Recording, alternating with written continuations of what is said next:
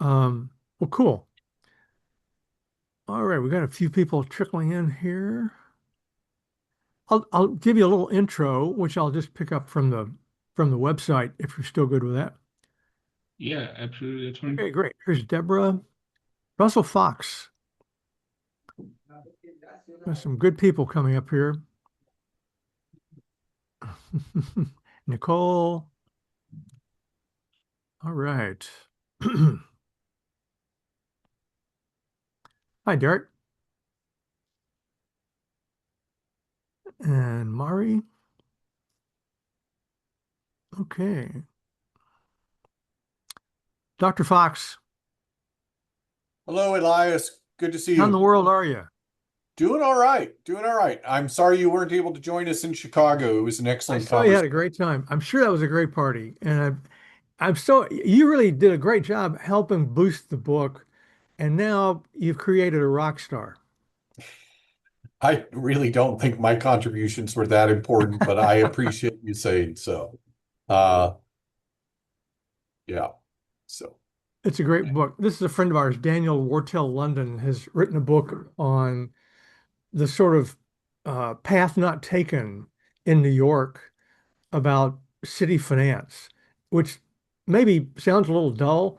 It's a terrifically interesting book. It's really excellent because it's a completely different idea of what municipal finance is. It's like you've never heard anybody talk this way before. And there's a lot of incredible history that shows that there were wonderful moments in earlier American history where the people running cities were much more creative and had bigger fiscal imaginations, as Daniel says, than they seem to have currently. Let's see, what's the exact title? Um, Russell, help me out. What's it's the menace of the prosperity. menace of prosperity?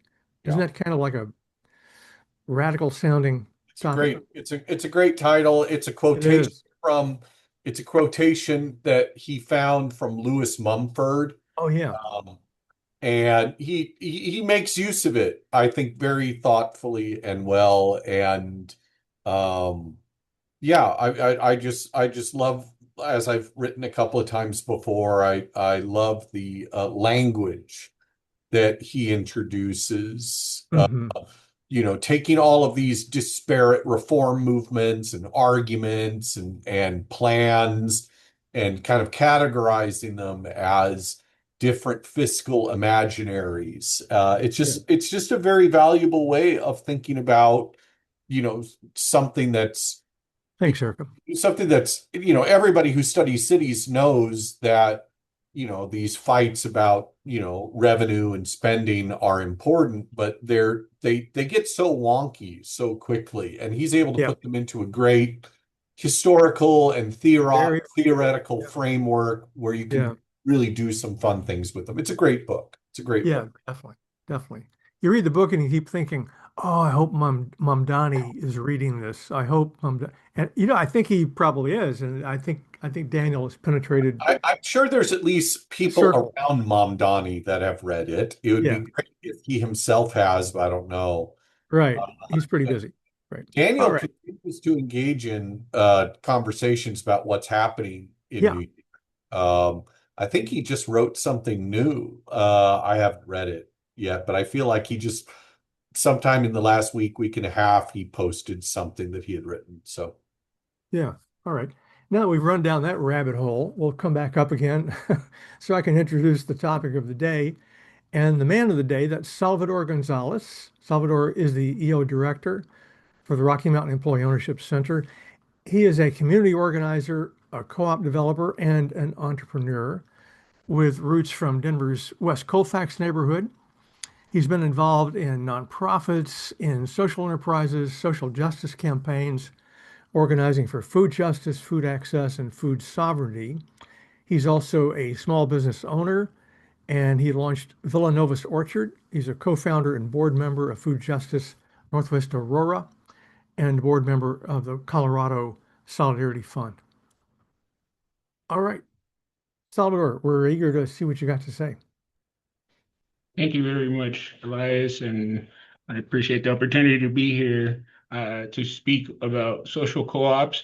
Definitely something I am passionate about, as well as many folks here. So hopefully you find the information, the presentation, in my presentation helpful, and we can use it to keep building cooperatives here in the state of Colorado and everywhere else.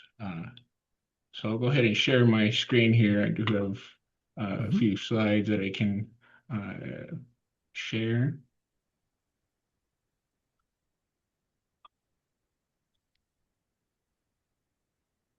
Is that coming through? It's just about to. Here it is. Yep, you're good. All right. Great. Thank you very much. There we go. So yeah, as mentioned, talking a bit about agriculture and how that ties into social co-ops is a particular um, interest and opportunity, given that the ecosystem here in Colorado is still emerging, right? So um, we'll talk a little bit about the case study of Emilia Romagna that I used to be able to highlight some of the aspects of why social co-ops and cooperating works pays off, and why that's a opportunity for Colorado at the moment. Okay. Um, just a bit about RMAOC. Our mission is to build a more just and sustainable economy through employee ownership, and we do that by supporting marginalized communities, supporting the transition of ownership to employee ownership models, and leading policy reform. So one go into that since I got such a great introduction earlier. Thank you. And then just highlight some of the programs that we offer here at RMAOC, and the community practice, of course, falls under social co-ops, which I'm delighted to talk about. And then hopefully we have some time at the end for Q&A uh, Hmm. for a discussion amongst us cooperators.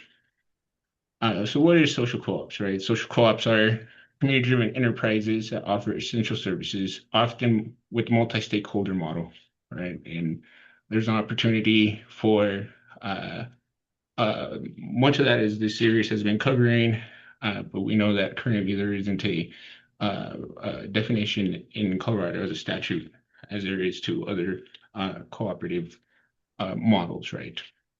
We do have a multi-stakeholder uh, uh, LCA model that is possible, but not social co-ops in the terms of the benefits that perhaps we're seeking. Agricultural co-ops in Colorado have a long history dating back to the 1800s, of course, with many of the acts listed there, to most recent one with Article 56 that allows to be able to create these entities under various forms. So in rural, smaller communities, very uh, um, uh, key to what some of the economies and communities depend on, right? Our services and things that are essential to. Emilia Romagna, as most of us already know and are familiar with, is a region in northern Italy, and it's quite famous for some of its products and cooperative sectors that it's been able to develop over the time, or the economy, right? So this is my take and some of the highlights that I put together for today's conversation that I think are key and important, and that comes both for my piece in being an entrepreneur, as an academic as well, and somebody who's lived here in Colorado his whole life. Salvador, could I jump in for a quick footnote just on Emilia Romagna?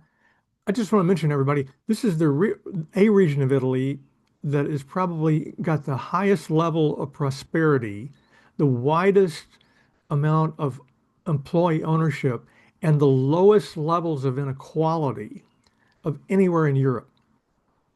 If we could become Emilia Romagna, life would be great. Anyway, go ahead, Salvador. Yes, thank you. Feel free to jump in anytime, Elias. You Thanks. obviously Okay, are very you're versed good. in studying this for a long, long time. So, as to add to what Elias is bringing in, right, this section here of this region, Italy, has been able to develop and provide opportunities for communities. And today's results are that more than 8,000 co-ops exist in the area, producing over 30% of the regional gross domestic product, and highlighting two very key uh, uh, areas, industries, the food valley and motor valley. Of course, this presentation focusing on the food valley and the products that we are probably familiar with and will recognize, but as well motor valley, luxury, speed cars, right? Very renowned brands.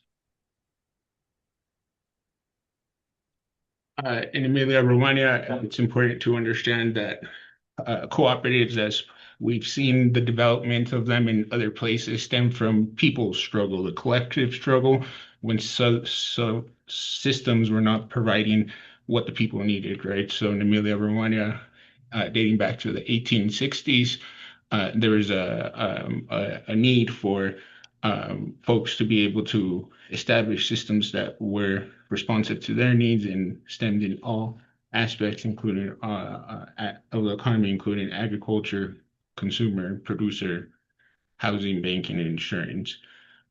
Around the same time, which, if you recall, the Rochdale Pioneer Society in England also was established and also uh, came from a struggle of artisans, consumers, workers dissatisfied and not being able to obtain products and services or access to markets that they needed.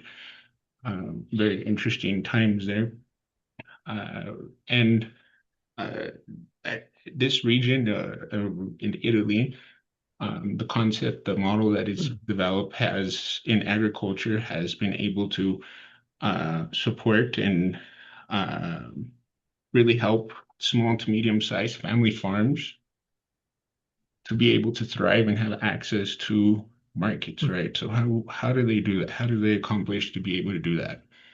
And in cooperative models, that is done to be able to share the costs and lower them, right? So the region there for agriculture has been able to cooperate and share processing plants, storage, and very important piece, the supply chains, right? So being able to have access to global markets to export, that is key.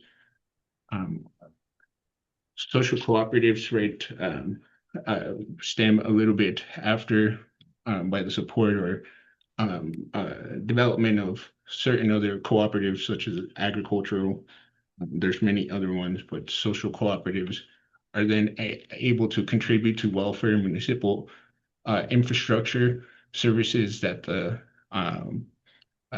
state public welfare system were not able to. So social cooperatives, the folks there were able to create systems that are self-reliant, able to provide for their communities themselves. Very key for uh, social economy, social care services, including child, elderly, and those vulnerable with disabilities, for example.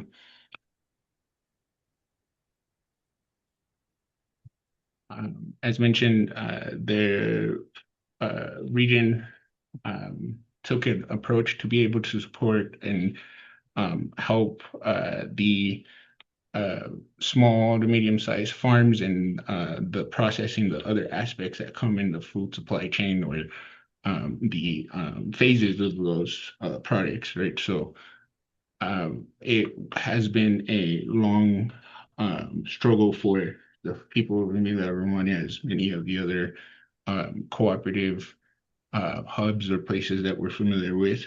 So it's uh, also an area that was that came under attack during the dictatorship of Mussolini. So this is an area that obviously hasn't always had the support of its government. I list there some articles that are relevant to the development of this area, in my opinion. Article 45 of the Italian Constitution after World War II, recognizing cooperatives and the contribution, including social functions to society, granting them tax exemptions and assistance for further development. Mhm. In terms of other policy that are pivotal changes in the 1970s, the regions uh, obtained greater economic autonomy over the Italian national government. And I think that there's probably parallels between some of these things that I'm highlighting and perhaps sentiments or conditions that might exist elsewhere. Uh, the concept of social cooperation then was born after that period in the 1970s with the collapse or inability of public welfare systems to be able to provide services that they needed. So then the social co-op law of 91 was a time when there was recognition officially of social co-ops in this area, right? And then following not much after that, the recognition for solidarity amongst cooperatives, the ability to create a solidarity fund to be able to contribute to further development of these cooperative industries.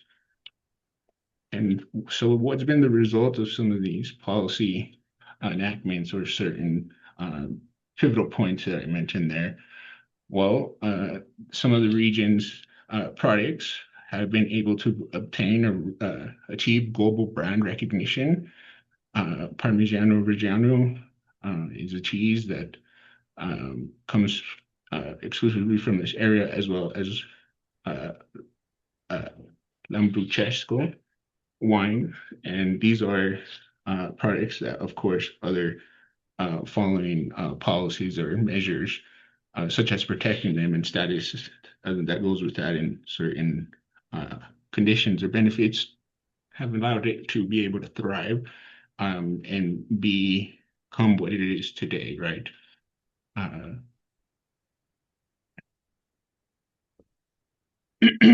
so even expanding it a little bit more on these products that I just mentioned, connecting to the agricultural sector, right?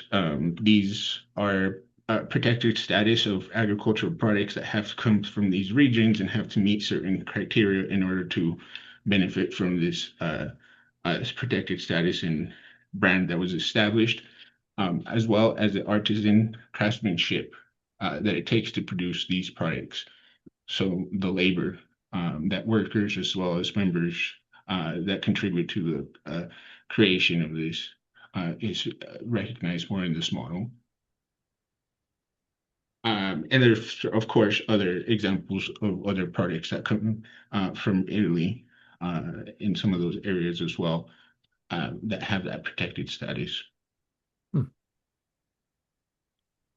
So bringing them back to Colorado, how can we learn from Emilia Romagna and be able to apply or consider some of the solutions and apply them here in Colorado and elsewhere? Uh, Here in Colorado, there's an emerging ecosystem and a lot of opportunity to advocate for the policies that would allow for such a change in our economy and our systems to take place. That includes recognizing and defining social cooperatives here in Colorado, creating a statute specifically for that, and tax benefits, which may include exemptions and funding for development.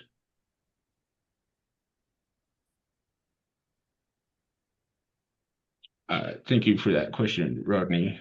The connection between co-ops and the protected status for products like the wine if I can go back, is that some of these regions created ways in order for those products to thrive. Oops.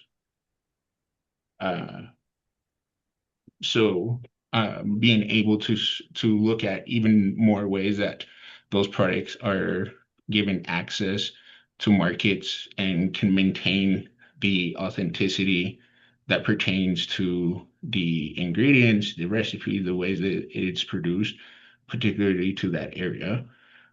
So wine and some of those other products, there are some of those ways in which these cooperatives and some of these cooperative economies have been able to offer these products and secure their placement in the global market. Hopefully that helps with the question.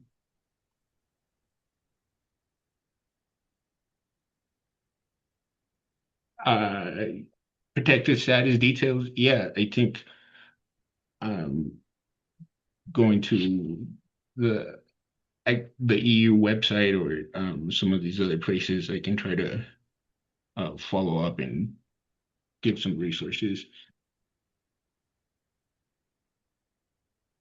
Some of this information uh, I've picked up along the way for research, especially for my graduate degree in political science at CU Denver, where I wrote on the political economy of cooperative development. So a lot of this stems from just years of being able to try to understand more of social movements, especially cooperative development. So yes, I'd be happy to share some of that.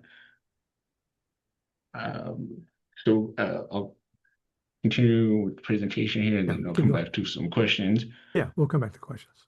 Uh,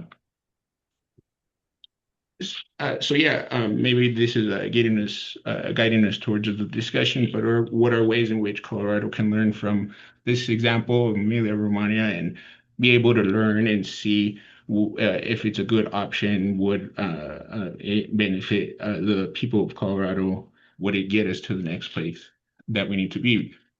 There's obviously a lot of ways that this can happen, but recognizing social cooperatives with the statute here in our state and providing tax benefits and funding for the development of those cooperatives and industries and systems. Uh, we have a lot to work with. We are grateful to be able to work with the LCA model and several of the other statutes that allow us to create cooperatives not recognized elsewhere. And there's a great history of folks coming together and working, cooperating together as there is right now. Um, Despite differences at times in debates, right, or policies or other contentious issues, being able to look for opportunities like this that create win-win opportunities for everybody is a really good way, right? So to pave a path forward. And I list some measures there of how much of uh, the total economic output of the state comes from agriculture and related industries such as supply chains. I think it's very interesting to consider those things and what Colorado is producing and how much of that is exported and other factors in terms of does it make the most sense, right, given small and medium-sized family farms options to pick which makes the most sense that allows them to be able to have quality of life, of quality of living, right, and be able to as well think about their future. So these are some key considerations. Thinking even more of Colorado's landscape, just as Emilia Romagna, there's certain crops, products, things that are particular to that region that it's utilized to be able to secure its place in a global economy in ways that are uh, based on cooperative principles that deliver a different um, result than other models, right? So in Colorado, also keep in mind, as an example, stone fruits, Palisade peaches, and nectarines, and other crops that already have perhaps some brand recognition or type of um, uh, affiliation. Indigenous corn, beans, peppers, those are just thoughts of mine that I included in there. But bringing people together around this idea to create new solutions, right, and be able to consider such options that can take our ecosystem to the next level. Collective funding to be able to do some of these changes and modernize some of our systems and economies, being able to create systems needed uh, and begin developing capacity at every level of our communities for this change, right? So, just some info there regarding how to contact us at RMOC for those interested. And yeah, Elias, if you'd like, we can take some questions and start a Yeah. discussion. Yeah, great. Let's see. Mari has a question. Mari, you want to just jump in and ask your question to Salvador? Yeah, I was wondering because I've seen like childcare or more like care for the elderly and kind of people operating as cooperatives. I was wondering what like recognition that you mentioned for social cooperative in Colorado, like what's like the benefits beyond using what laws we have already versus like having a new kind of framework. Yeah, that's a great question, and maybe it can get started, but Elias, feel free to jump in this one as well. Uh, I think it's important to be able to define a social co-op first and foremost, because we don't have federal definitions for cooperative, so it's up to each state, as we've done so with some of the other models that have been successful and continue to thrive. And as mentioned, there are certain benefits that social co-ops provide to certain cooperatives or businesses that provide certain services or needs in the community.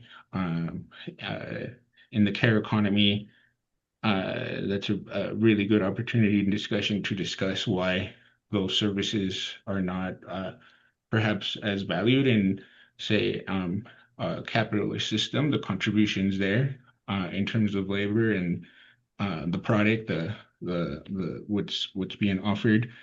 Um, However, in being able to have social co-ops that allows for those cooperatives that offer those to have an opportunity to thrive and to be successful and carry to the conditions that they need. So the tax exemption piece, there's other models that benefit from this.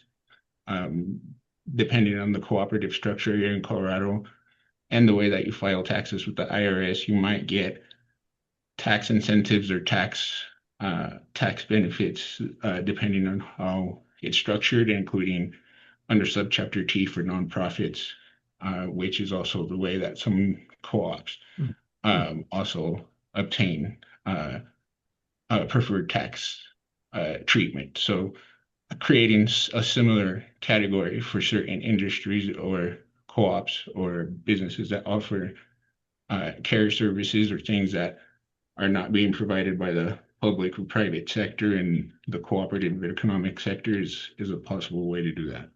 Mhm. Rodney has a thought on this.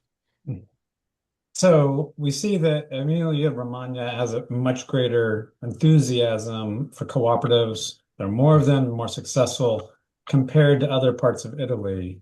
Yeah. In your study, did you learn about why there? What makes that place different than other parts of Italy? Because if we're not aware of that variable, it might be hard to recreate some of Yeah. that success. Like as I say, like what's in the water in the Yeah. Po Valley that It's a that good question. leads to so many cooperatives. Salvador, you want to take a shot at that? Yeah, I think that if we try to understand the conditions in which these places first were started, the origins, both in Emilia Romagna and Rochdale, that's why I brought that example there during those times. What was Mhm. happening during those times in those conditions? And it was, after a rise of the industrial age, being able to industrialize certain areas and the results of that were that there was a wealth gap, there was inequality, and certain things were not working in the system as it was meant to be. That is an important consideration. And then the lens that we take to be able to understand co-ops as well as these particular points in time is important.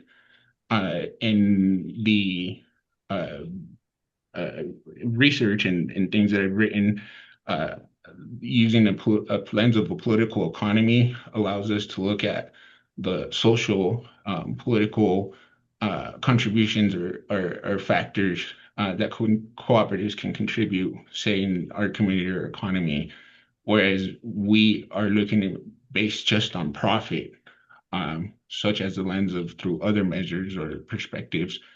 Um, it doesn't weigh out. There's not the same understanding of depth of what cooperatives can really mean in the area. And also, I'd like to give Edgar perhaps opportunity if she'd like to weigh in. She is from Italy, and I would assume that she would have perhaps things to share with us if she'd like. Yeah. Yeah, I guess from my perspective, as someone who lives in the south of Italy, I'd say so. Emilia-Romagna is one of those regions that are known for being very progressive. And there's also like one of that distinction in resources. For example, the South is much more under-resourced than the North. It is still a history of Mhm. struggle. All the co-ops, I think, in Italy start with the concept of the struggle of helping each other when the government cannot support you. So there is definitely that underlying perspective. But I think Emilia-Romagna was better positioned from the very beginning to focus on the cooperative model because of how resources are administered and also based on values and just a more progressive mindset compared to other regions. If you look at Lombardia, it's an entirely different location where there is more like of a capitalist mindset where it's all about industry and making money. It's the big cars, the big factories, while Emilia-Romagna has a very different attitude to production and the economy in general. Yeah, I would just add there's also just the history of the region, which at times has been very poor, but it's also been very much labor focused. Communist Party, very strong in that region. And so those are some of the roots. And we never know, how much to credit factors like that, cultural factors, in terms of the co-op culture. But I think they are quite important. And as a mentality, as I understand it, in Emilia-Romagna, which is very entrepreneurial. So it's very possible in their culture to be strongly pro-labor, even belong to the Communist Party, and also be very small business focused. And Salvador mentioned supply chains. Their supply chains are very collaborative. They are all about building quality products, whether it's cheese or wine or a Ferrari car or an expensive leather purse. They know to compete. They have to be kind of community minded in a way in their economic dealings. So that's kind of a special recipe. And they've also been, I think, kind of in opposition to Rome. There's this cultural thing in Italian politics where you tend to want to do your own thing in your region because you figure probably the government in Rome is not really going to help you. So they were very independent minded, kind of like all along. Those are all great qualities, but they're pretty hard to reproduce if you don't already have them where you live. Yeah, Nicole? Sorry, hitting the wrong buttons. Yeah, my question follows from that, and it could be either from Erica or Salvador, or just general discussion of like, translating that to the US context where there's is the Mm. capitalist culture and more of an individualism and a sense of ownership, whether it's like intellectual property ownership or the idea of having to produce a product and have that innovative something market difference. I'm really curious what you discovered or what you see as what are the helping create conditions even amongst that broader paradigm where ownership and individuality is so embedded here. Hmm. Anybody want to take that, Salvador? Yeah, I can hop in and then please join me after that. I can add and say that it's changing, it's developing, especially over the last 20 years. But there was a repression of the co-op model and some of these ideas here in the US, right? So it's by design in some way. Um, and however, there still has been waves and efforts of co-op development that have taken place, particularly here in Colorado. Uh, the worker cooperative was recognized here in 95, enacted in 96. And since then, Colorado has become a leader, been at the forefront Hmm. of the co-op movement. So it can take place in certain pockets and being able to, yes, transform our mindset, our culture, our values. It is something that takes time.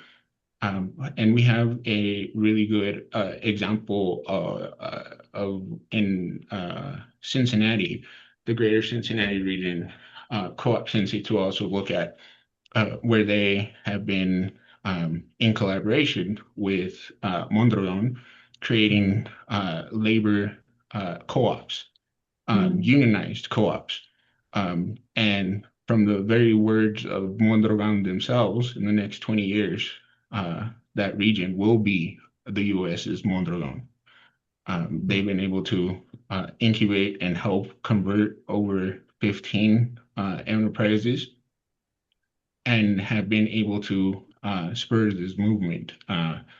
And as you know, that region known as the Rust Belt has had a lot of economic outfall from globalization and the shifting of manufacturing jobs, particularly around steel overseas, right? So there's a need, a crisis already that emerged out of that. But some of these solutions or ways have been to create these industries. Co-op sense is particularly um, interesting to learn from because they've had the backing of the Steel Workers Union, and they are a more radical left-leaning organizing entity, have always been. And yeah, so definitely a lot to consider there. But Elias, the rest of the folks. I'll call on Rodney if he's got any thoughts on this. Uh, no, I don't. Sorry, I was looking at a link that Eric had sent around. Yeah. Well, then I'll throw out a question. You know, there's a really interesting, I guess it's not quite a debate, but it could be a debate between two different models, the Mondragon model and the Emilian model. And this came to my attention because in the research we were doing in Italy, Son and Matthew Epperson and I, um, it was actually Vera Zamagni, an Italian economist, wife of Stefano Zamagni, very involved in co-ops and certain about co-op history and all that. And she was saying, in this country, we're not really as fascinated by Mondragon as you folks tend to be in the US. And that's probably because Mondragon fits the US style of thinking. It's one big integrated organization. Whereas we have kind of a different vision. It's really more like an ecosystem. And rather than one big organization, which has been basically impossible to replicate anywhere else in the world so far, um, we have a whole region. The whole region is interconnected with lots of smaller enterprises. Italy is an economy filled with small and middle-sized enterprises. They do not put up with Amazon or Apple or big players. They don't like that. Vera Zamani said, here in Italy, we don't like bosses. So there's a kind of mentality about that. But it's also, what she's also saying is it's a human scale. We think there's a certain scale at which things ought to operate and not enormously bigger than that. And maybe one of the keys to their success is that across the region, through these supply chains that are so collaborative, they have been able to build this prosperity and share it. So that's an amazing thing to get right. But I'm really hoping somebody, maybe I can talk Rodney into this, should write a book on the ecosystem of Emilia Romagna and how they put together something. The only thing I can think of in the US that's a little bit like this is the industrial commons in rural North Carolina. Check out industrialcommons.org, where a group of women about 10 years ago started organizing immigrant workers in the textile industry and created a kind of a legacy project on that industry to create jobs and social services and community services and all kinds of good stuff. It's an amazing example of something very close, I think, to Emilia Romagna more than it is to Mondragon, even though Mondragon was one of their original inspirations, for sure. Let's see Could it. you repeat, Elias, could you repeat Yeah. that, please? The name of the, oh, yes, thank you. Oh, sure. Industrialcommons.org in Morganton, North Carolina. They work in the textile industry, as I say, which is kind of amazing because that industry is supposed to be pretty dead. But they brought it back, and they brought it back partly on a circular economy model. So it's really fantastic. But you wish we had like hundreds of these. Yeah, Rodney? Yeah, I'm not ready to write a book just yet Okay, about fine. Emilia Romagna, but I want to throw out a hypothesis, and I especially like Erica's response since she is in Italy. Erica, I'm guessing you're Italian. Correct. Okay, so you're going to know the country better than the rest of us.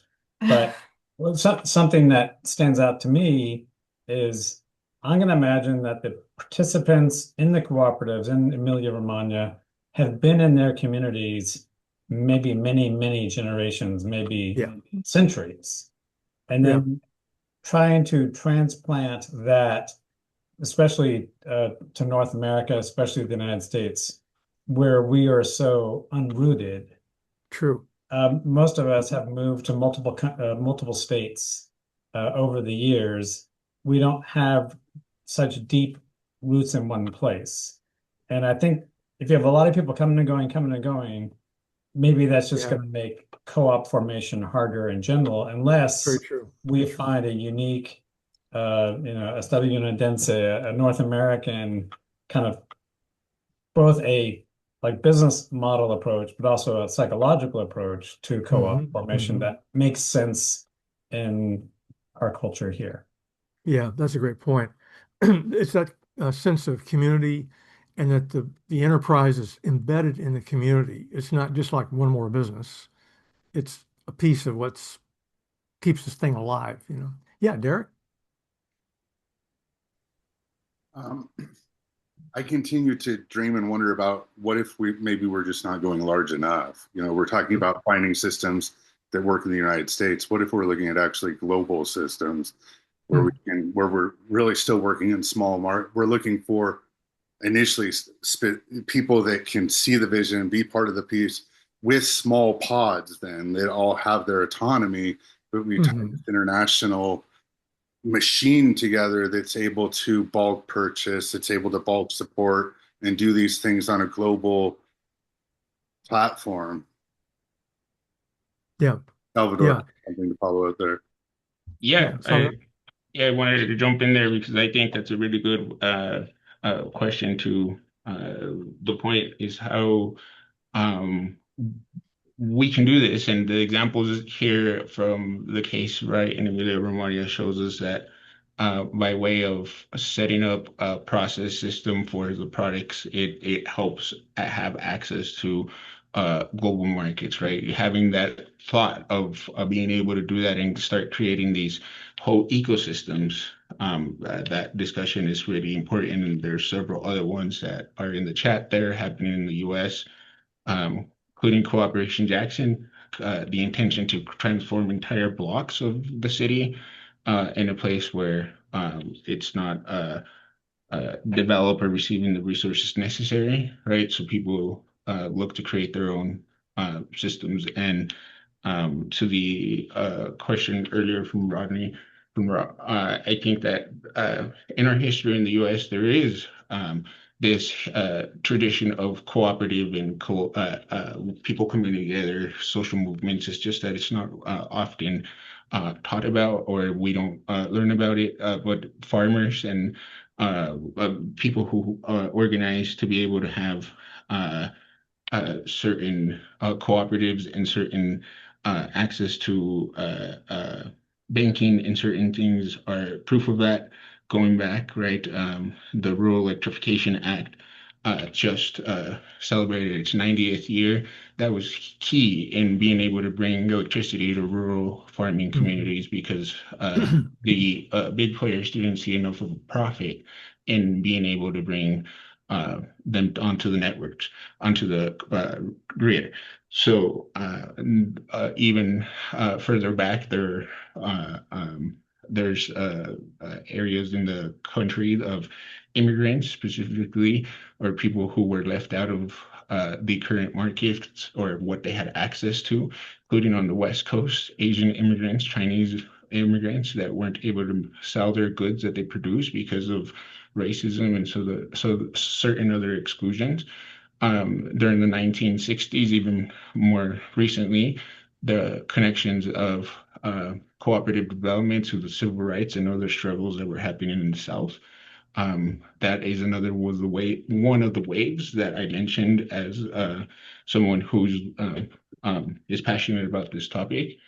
So that's when we see some of the creation of some of these other ones, right? So it is there, it is embedded, but as I mentioned, the suppression of this information through the Red Scare and certain other things, such as the overarching um, main way of thinking, has um, pushed these ideas to the margins, but they nonetheless might be relevant in communities. Credit unions, Ocean Spray are cooperatives, and there's certain other ones that exist in every community.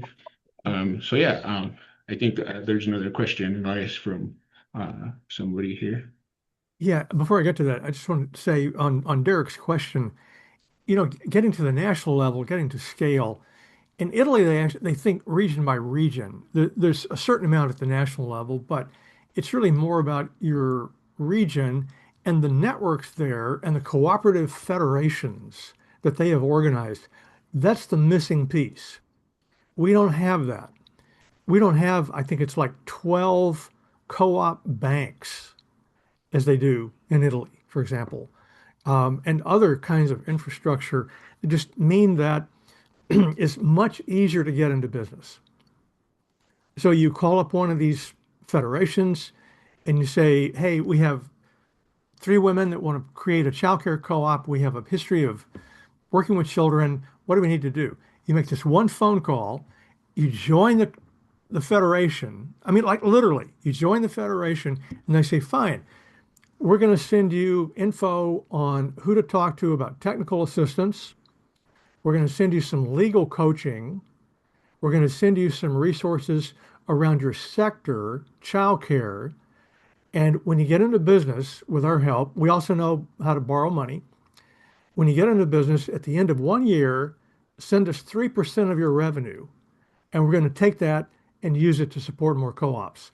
That's basically a huge, isn't that unbelievable? That's basically how they did it over the last 30 years in Italy. They just organized the resources so that on a pretty big scale, not quite national, but at least regional anyway, they could help people get into business quickly.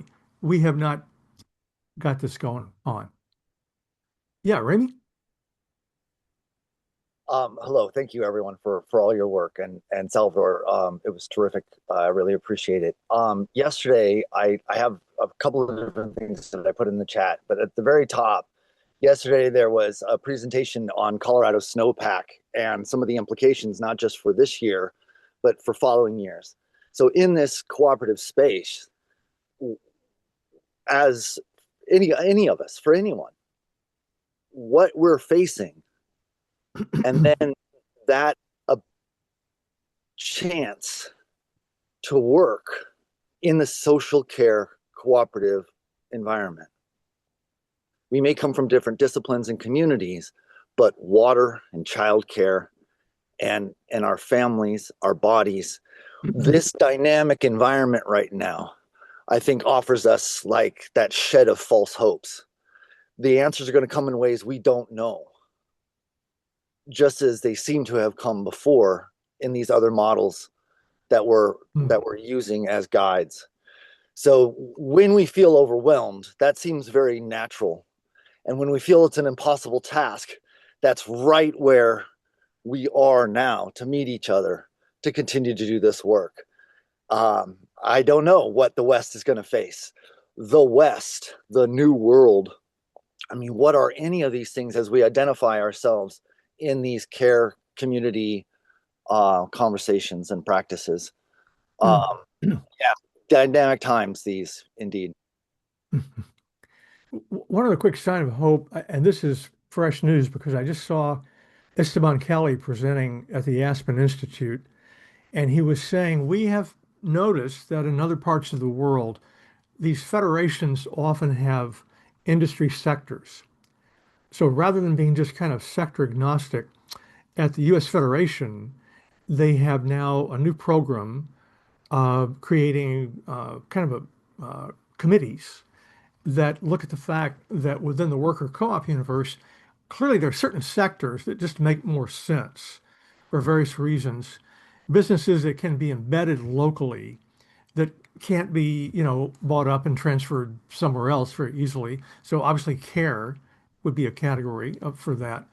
And they're trying to sort of organize resources in order to accelerate the startup and incubation of these enterprises. So that's a good sign. We are learning from the way other cultures have been operating. So that's very helpful. Let's see. Rodney has a question here. Another theory. Yeah, right, exactly. That's kind of what I was getting here. We don't have this. We don't have an association of childcare co-ops. And so informally, there are networks that if you're in different sectors, you can find people who will coach you, sometimes even for free, in terms of organizing your industry specific work. But it's not on the scale that you would find in Italy, Spain, Quebec, South Korea, lots of other places in the world. So we gotta get that going on. Let's see. Mari has a question.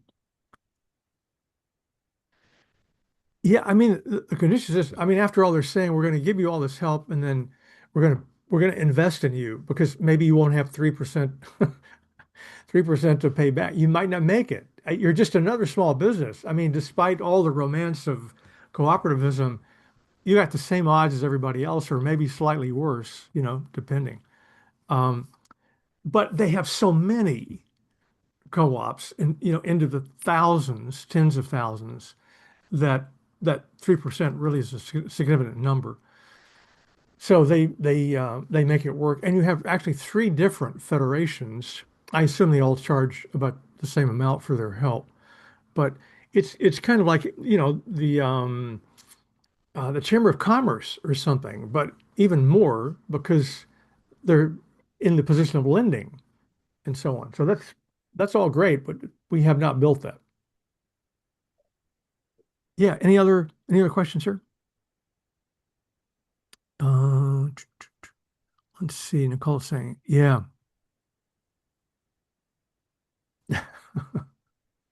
Very good. Other thoughts? I would say from the work that Manson and Matthew Epperson and I did on the social co-op stuff, the sort of light bulb that I got, I don't know why it took so long, was that social co-ops are doing a multi-stakeholder model, but they also point to something all co-ops have to figure out, I think. I'd like to hear from other people on this too. You need to embed in your community. You're really not an ordinary business. You're not just an ordinary one more bakery, cab company, or whatever. You need to dig some deep roots in order to make it. And multi-stakeholder is one way of saying, and spread those roots pretty widely. Get people in local government, get people from the philanthropy community, uh, have a volunteer base. You're going to have to paste together a bunch of stuff to do this in this larger ocean we're swimming in, which is set up to make it as hard as possible for little guys. So so social co-ops are a way of doing that. They're very agile. They take in different kinds of revenue. Like, what is that? We don't understand that very well. Either you're a nonprofit or a for-profit, right? How can you blend the revenue? They figured out a way to do that. So it's inspiring and kind of amazing. But it just shows us what a challenge we have in trying to find a way to operate in this system that will sustain you and will keep your work going and will also enable you to retain control of it, local control, community control. So, any thoughts on that? I think adding to that, there's a lot of uh, things that cooperatives can provide, and looking for uh, the impact that is done, and already looking at, I think it's always that if we look at us from a place of deficiency, we're never going to catch up. We have to look at ourselves with Yeah. the value of things that are already there. And in the US, there are cooperatives, there are some certain things that exist here and there in pockets. Credit unions, for example, taking Hmm. those again, it's a consumer co-op. We're talking of different co-ops here, right? We haven't talked much about the consumer one that has roots or deep connections in Scandinavian countries. And the credit unions have played a particular role in offering access to capital that traditionally have more barriers to access to capital under traditional financial institutions, financial banks. In addition to that, the people that ascend to leadership within cooperative unions and these smaller institutions are Hmm. reflective of a much more diverse pool of leaders compared to traditional banking Yeah. institutions where it's primarily what folks identify as white men.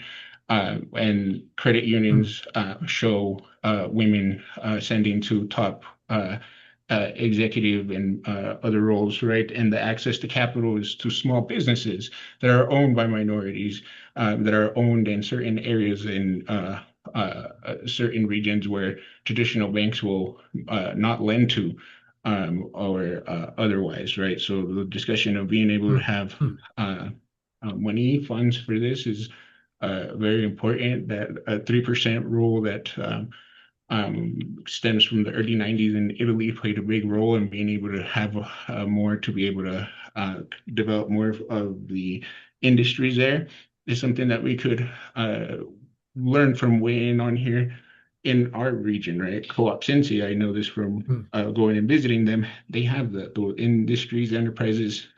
enterprises that they've helped incubate, contribute a percentage to this pool, and they have Hmm. control, autonomy over how to invest and use those funds, right? So, what are those ways that we can create these spaces within and using the solidarity economy principles in the long term, right, of goals for transforming the overall political and economic system? So, I realize we're at the top of the hour here, Elias. I'm going to hand it over back to you.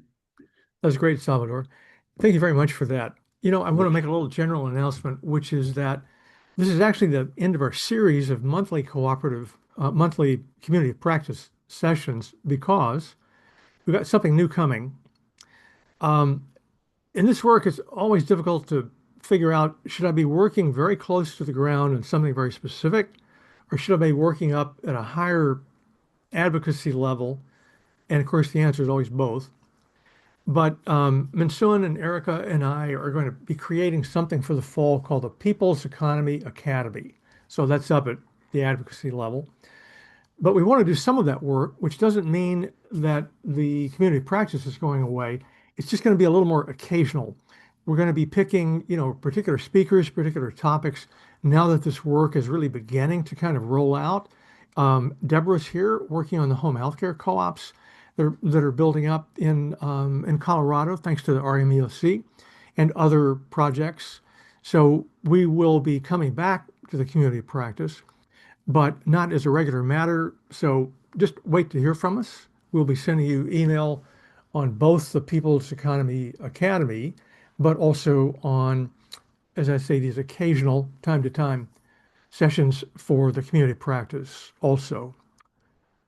So I want to thank everybody for jumping in and for this great conversation. Thank you again, Salvador. Um, can we brag on the RMEOC and say aren't we kind of like the national leaders on this by now? Is anybody else figuring this out? I hope they will. I hope they put us not out of business, but I hope they become great competitors in the area of social co-op development. It's still a new topic. We're still the only people in town that know what we're talking about, but we'll get there. Any other thoughts? Goal to make ourselves redundant in this. Exactly. So everybody is practicing it, knows it, No, have to find other work to do. that's the way you win. I'm in it completely for that. Right. That's right. All right. Thank you. Thank you, everybody. We'll see you again. We'll be in touch. Thank Stay strong. you. Stay well. Ashu. Ciao. Thank you, everyone.